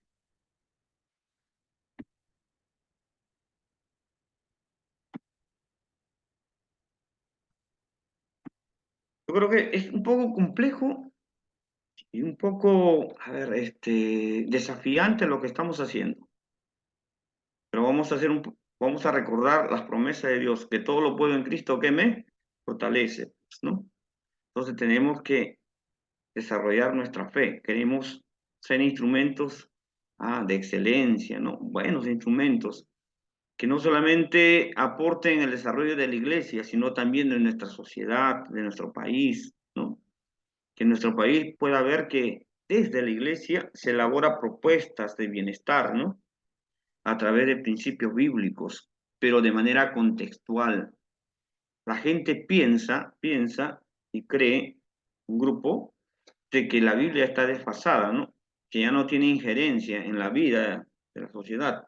Y eso es peligroso, porque hoy en día se está manifestando el laicismo, ¿no? Y el secularismo. Son dos vertientes, dos pensamientos filosóficos que están atacando a la fe del creyente. El laicismo, es decir, no tienen, las nuevas generaciones ya no establecen vínculo con ningún tipo de religión, porque entienden ya que es desfasado, que necesitan generar otras líneas de desarrollo para mejorar la calidad de vida de la humanidad, lo cual es falso. Un solo texto lo dice bien claro, Salmo 127. Si Jehová no edifica la casa, en vano trabajan los que la edifican. Si Jehová no cuida la ciudad, en vano vela la guardia. Entonces, pero nosotros tenemos que hacer propuestas, ¿no? Para mejorar la calidad de vida de nuestra sociedad frente al secularismo, frente al laicismo, ¿no? El secularismo propone de que las normas o el sistema de vida tienen que ser basados en principios fuera del marco bíblico. ¿Entiende? Un poco ahí va el tema del relativismo, es decir, lo que hoy necesita, ¿no? Lo que hoy supuestamente la sociedad necesita. Me voy a explicar. Por ejemplo, hoy la sociedad, ellos piensan, y hay sectores, por eso que hay pensamiento, dicen, ¿no? Hoy no debe haber un concepto de familia como el que plantea la Biblia.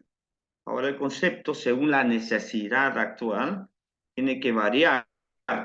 Ya no debe constituirse la familia entre varón y mujer, sino entre personas nada más. Entonces, son pensamientos que según ellos se tienen que proponer en base a la necesidad, ¿no?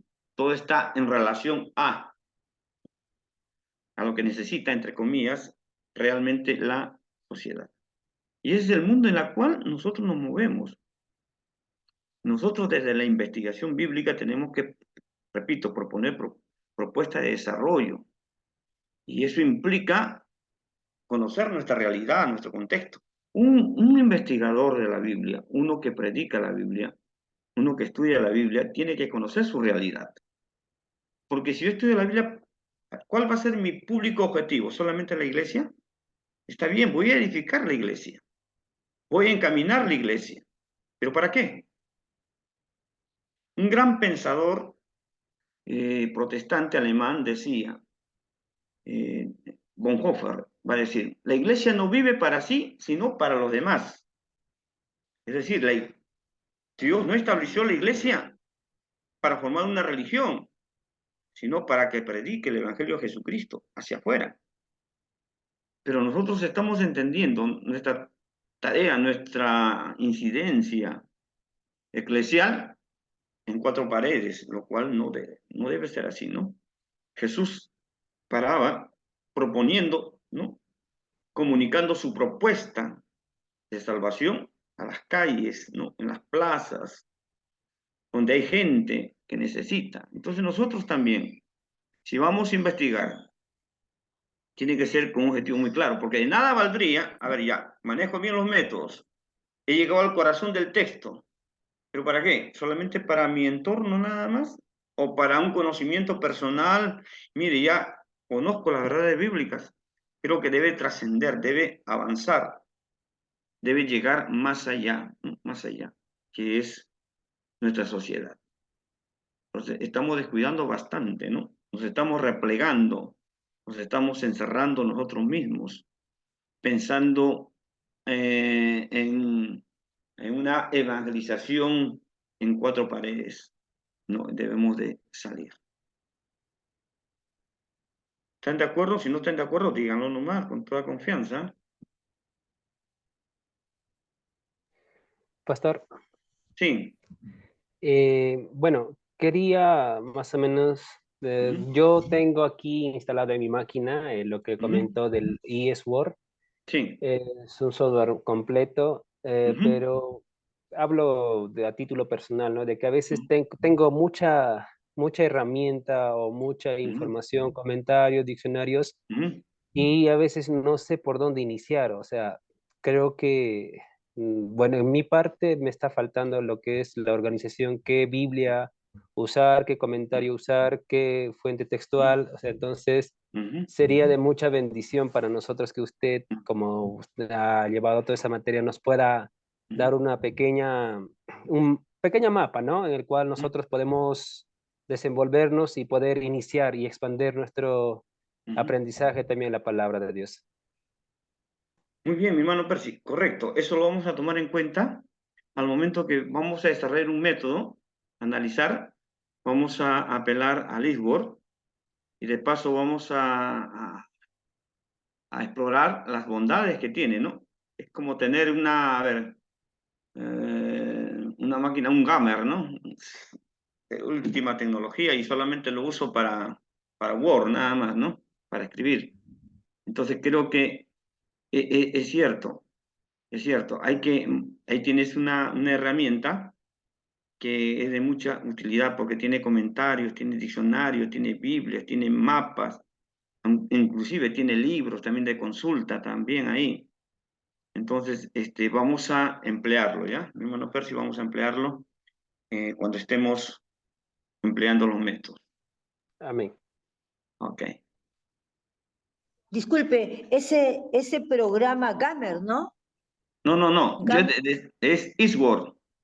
Yo decía, hacía una comparación, tener una máquina gamer que es, ¿no?, de última generación, es una computadora, y solamente lo voy a usar para escribir, para Word nada más, ¿no? O sea, demasiada memoria, demasiado almacenaje para lo que voy a hacer.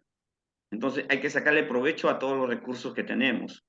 Entonces vamos a emplear y darle provecho a lo que tenemos, ¿no? A lo que tenemos. Ahora, sería excelente que todos tuvieran ese eSword para que de manera general... Como escucho que el hermano Percy dice que tiene, dice que tiene libros. Sí tiene, pero, a ver, eso no se puede, no sé, a ver, de repente el hermano Percy ¿sabe? No se puede, subir en WhatsApp porque pesa demasiado. Menos, no se puede subir por correo tampoco. No sé si a través del Drive puede ser, no sé, puede ser a través del Drive.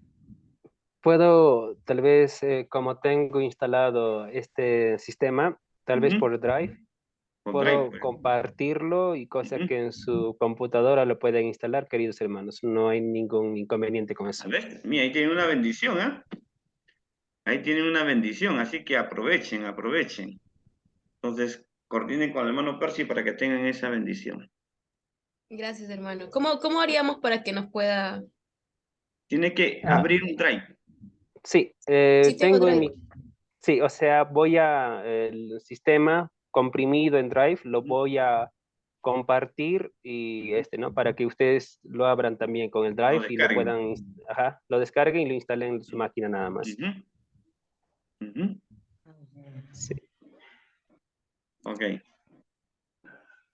Amén, hermano Percy, ojalá podamos hacerlo, muchas gracias. Amén. Sí. Ok. Vayamos por esta parte que es importante. Ya hemos hablado un poco sobre la importancia, sobre los métodos, sobre la necesidad, la relevancia, ¿no? Eclesial, pero también social, contextual. Ya estamos entusiasmados y ahora empecemos. Lo primero que hay que hacer es seleccionar bien el pasaje bíblico o el texto a estudiar. Entonces, se tiene que establecer con límites lógicos, ¿no? Para encontrar y precisar la unidad literaria completa. ¿Entiende, no? Entonces, no podemos decir al inicio entusiasmarnos por un solo versículo, por más impactante que pueda ser, no podemos entusiasmarnos y investigar ese solo versículo, pero podemos hacerlo, sí. Pero lo ideal es que precisemos toda la unidad literaria. Ese versículo es parte de todo un discurso. ¿Entendemos? Un versículo es parte, a ver, de todo un relato, de todo un discurso. Entonces tenemos que precisar. Y aquí hay algunas pautas al respecto. Entonces, cuando hablamos de la selección de un pasaje bíblico, tiene ciertas recomendaciones. En primer lugar, que tenga una unidad básica de pensamiento, o sea, un relato íntegro, con principio y fin. Por ejemplo, en algún momento hemos leído ese pasaje cuando Jesús calma la tormenta, ¿cierto? ¿No? En el lago de Genezaret. Ahora, si yo solamente resalto la parte en la cual Jesús reprende a la tempestad, al viento y al mar, nada más, yo puedo sacar una interpretación de eso, pero no la totalidad, porque es parte de todo un relato. Esta parte estoy señalando de que Jesús cuando reprende, empieza cuando Jesús ya termina de predicar, entonces le dice a sus discípulos, vamos a acusar, y en el trayecto se levanta una gran tempestad. Entonces, es atípica. Miren cómo la investigación bíblica nos lleva a entender realmente la profundidad. A ver, ¿qué piensan ustedes? Algunos intérpretes, entre comillas, han analizado y postulan esta afirmación, presta atención a lo que voy a decir, dice, no, lo que pasó en aquel momento, a ver, es un temporal rápido. A ver, los que están en la selva de repente me entienden, es como un chaparrón que viene, llueve y luego se va.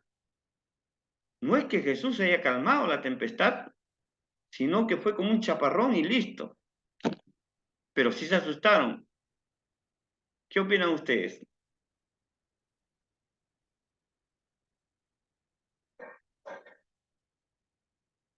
¿Mm?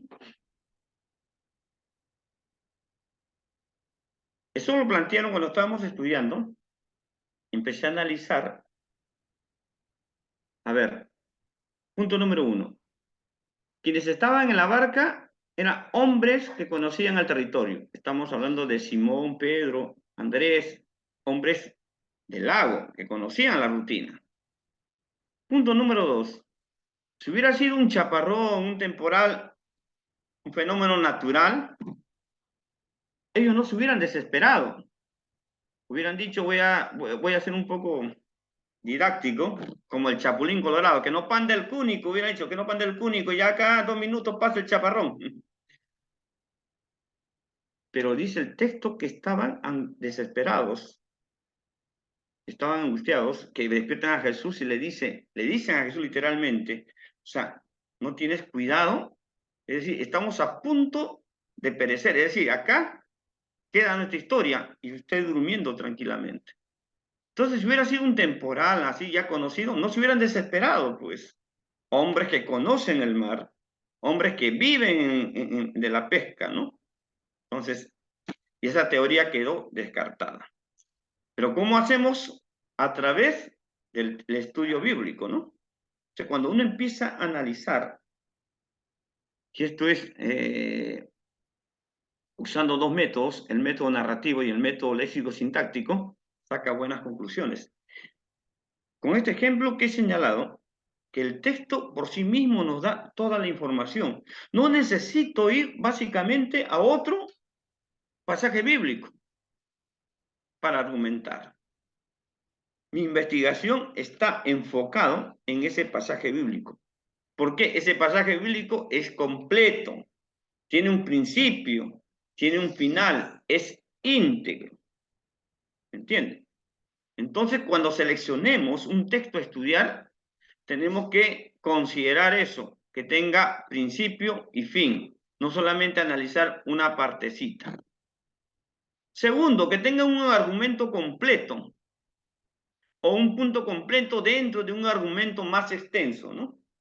Porque hay relatos que son extensos, que están clasificados en partes, pero cada parte tiene un argumento que van afirmando la idea total de todo el relato extenso. Entonces, voy a repetir. Tiene que tener principio y fin.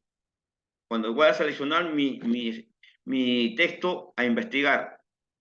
Segundo, tiene que tener un argumento.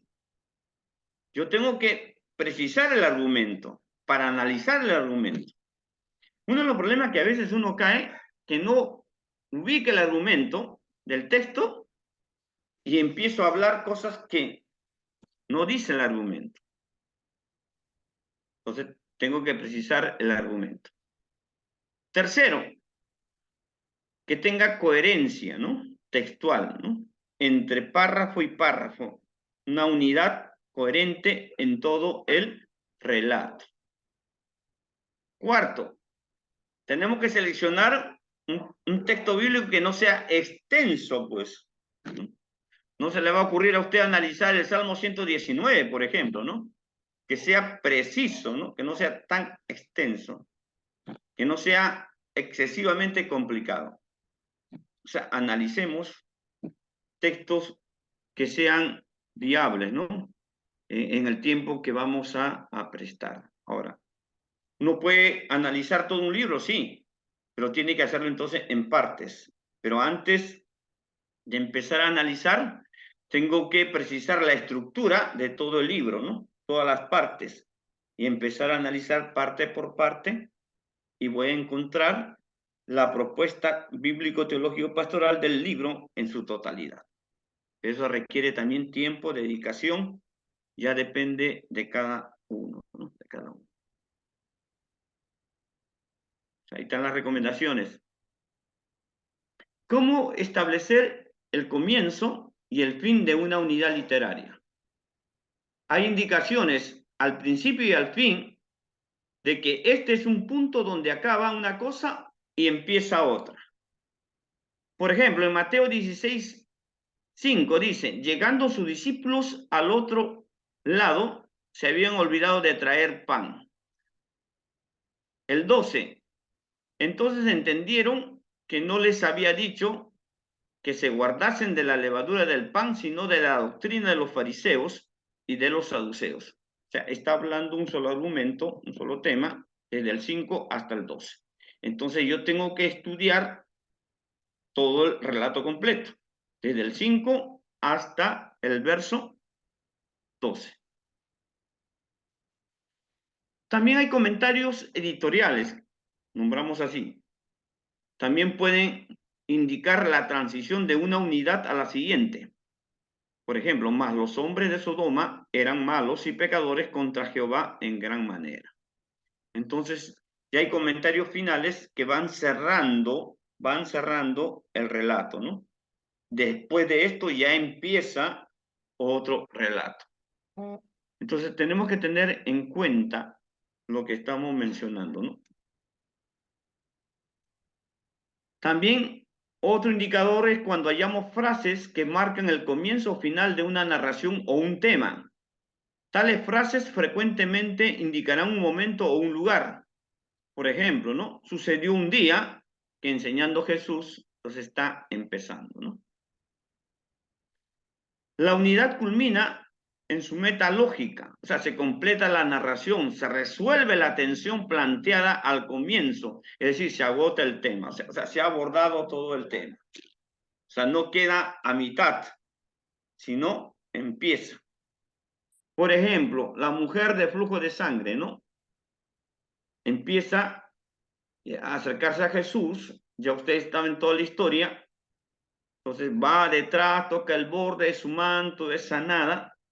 ¿Y cómo termina el relato cuando Jesús le dice, oh mujer, tu fe te ha salvado? Terminó ese relato y empieza otro.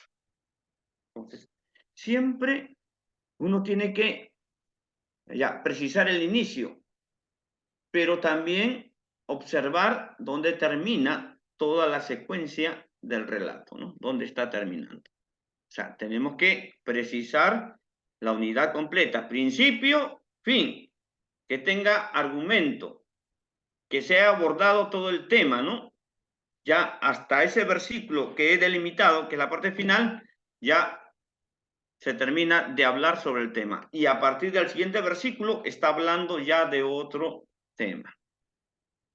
Mayormente en los evangelios, en la Reina Valera ya ha hecho este trabajo, pero no hay que confiarnos, siempre hay que revisar.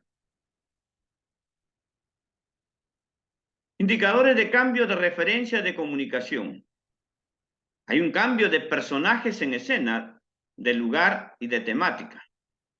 Por ejemplo, después que hubo terminado todas sus palabras al pueblo que le oía, entró en Capernaum. O sea, un cambio de escenario, de lugar, está cambiando.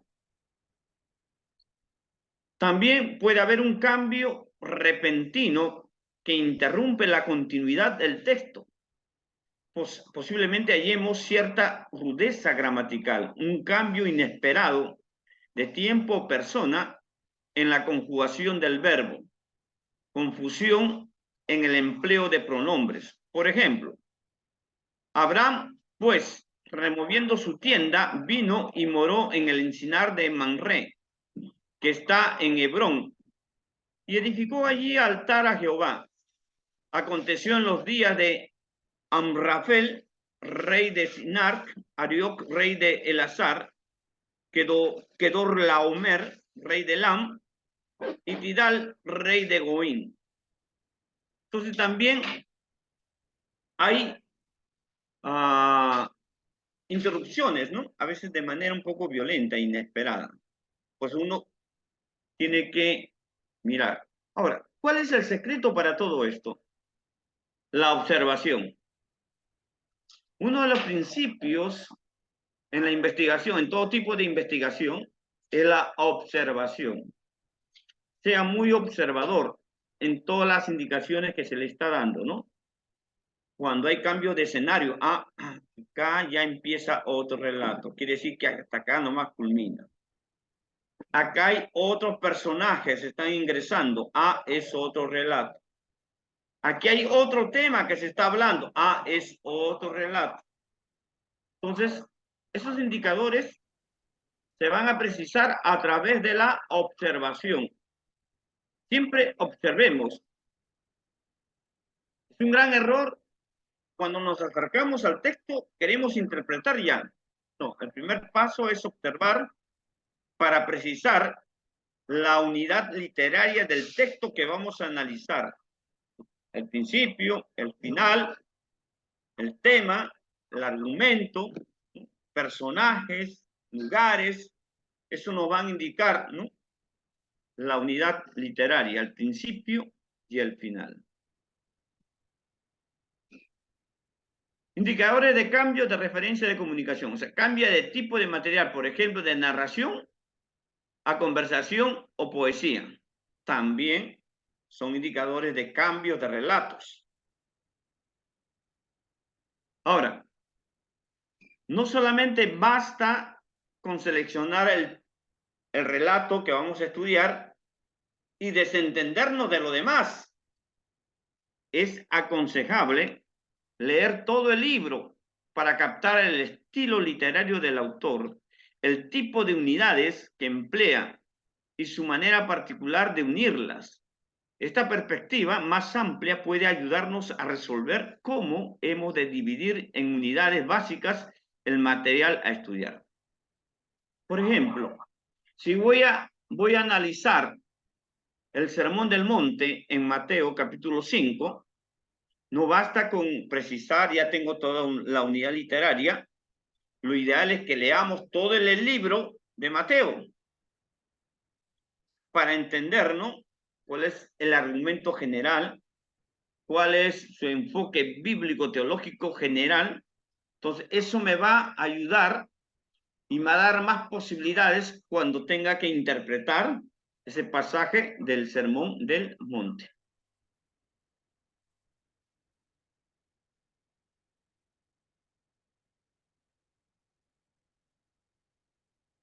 Listo, para poder un poco redundar todo lo que hemos comentado en esta oportunidad. Investigar un pasaje bíblico requiere de mucha responsabilidad. ¿Por qué?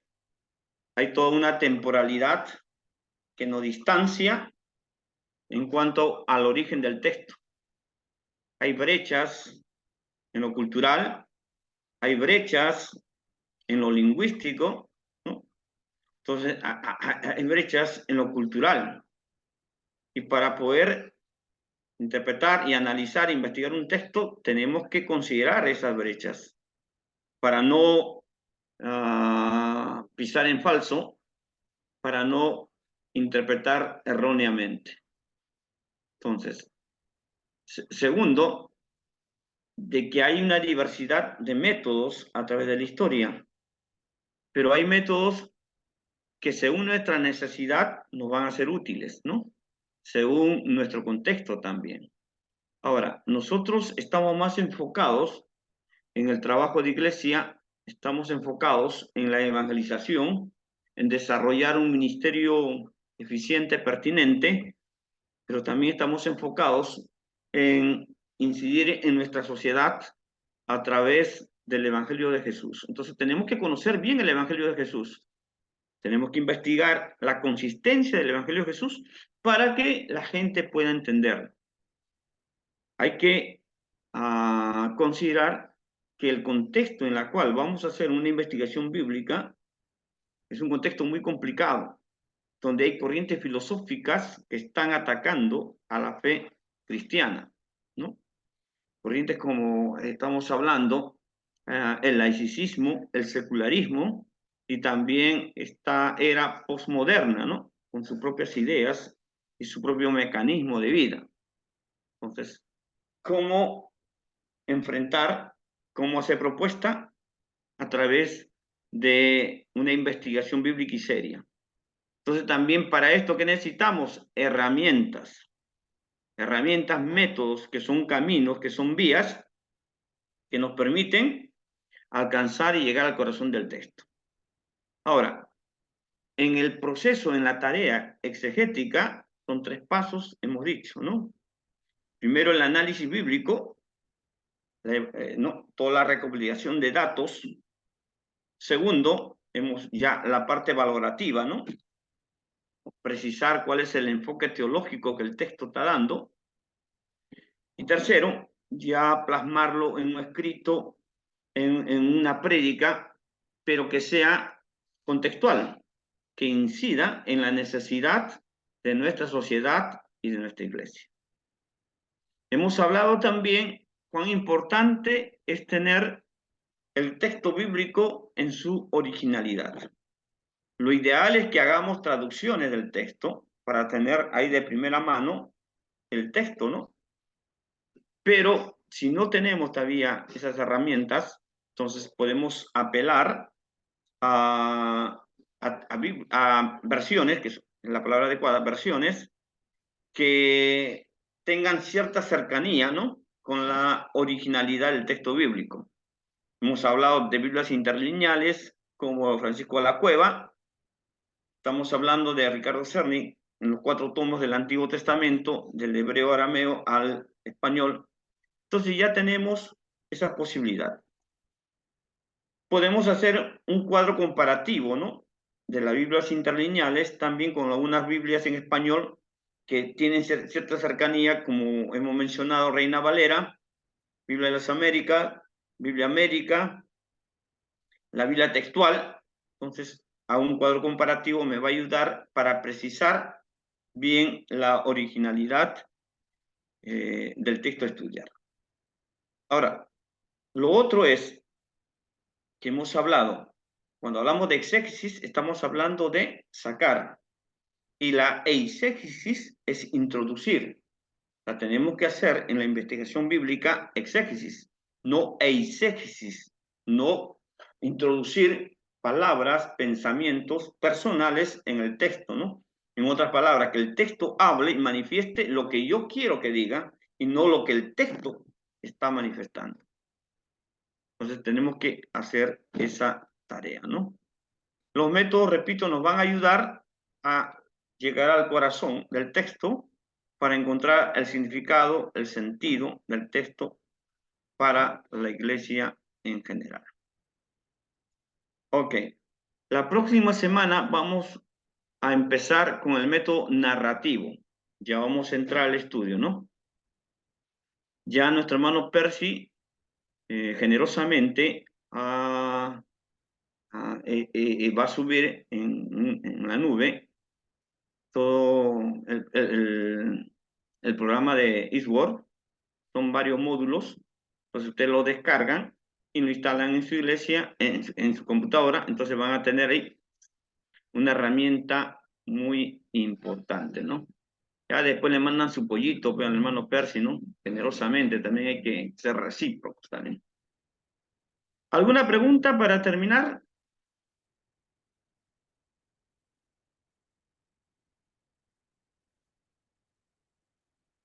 ¿Todo está conforme? Ok. A ver, ¿me permiten un ratito? Un segundito.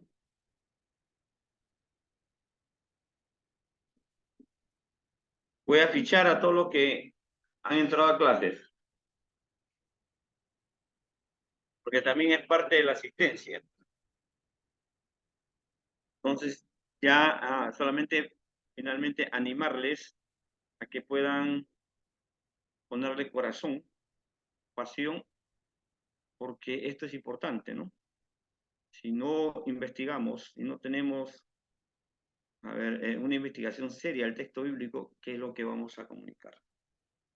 Y cuando uno se para en el púlpito, entonces la iglesia y quien escucha va a asumir como una verdad total y absoluta. Entonces, ¿cuán responsabilidad tenemos, no? Ahora, esto no sea una limitación, entonces ya no predico, entonces no, que sea un desafío, que sea una estimulación a ser predicadores en excelencia. Bueno, muchachos, por hoy creo que estamos y vamos a orar para terminar. Pastor, disculpe. Sí. No ha dejado tarea, ¿verdad? No, en clase vamos a hacer tarea práctica. Ah, ok, gracias, pastor. Y nuevamente les digo, ojo, los indicadores de evaluación. asistencia, participación en clase, ¿no? Los trabajos prácticos que tenemos en clase, práctica calificada. Y por último, el examen final. Esos elementos son los que considero para la calificación. Aunque yo creo que ustedes no están estudiando por la calificación, sino por aprender. Así se saquen 10, creo que no me van a reclamar nada, porque ustedes quieren aprender, ¿cierto? Pero ya, si ustedes tienen calificaciones buenas, hagamos mérito. Ok. ¿Alguna pregunta más? ¿Alguna inquietud? Bueno, ahora sí, creo que oramos. Señor, agradecido estamos por este tiempo que nos has regalado, nos has bendecido. Gracias, Señor, porque nos estamos preparando para prestarte un servicio en excelencia. Te pedimos, Señor, que nuestra capacidad de aprendizaje se pueda ensanchar, que usted pueda llenar nuestra vida de sabiduría, de conocimiento, a fin de prestarte, oh Señor, un trabajo como usted lo merece, Señor. Provee todos los recursos que se necesita. En el nombre de Jesús te lo pido. Y agradecido, Señor, cerramos esta sesión. En el nombre de Jesús. Amén.